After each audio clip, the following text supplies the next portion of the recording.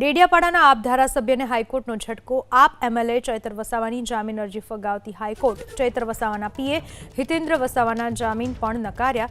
ચૈતર વસાવાના સાથીદાર રીતેશ વસાવાને કોર્ટે જામીન આપ્યા। હજુ સજા પર સ્ટેની અરજી અંગે હાથ નથી ધરાઈ સુનાવણી। વનકર્મી ઉપર હુમલાના કેસમાં ચૈતર દોષિત સાબિત થઈ ચૂક્યા છે।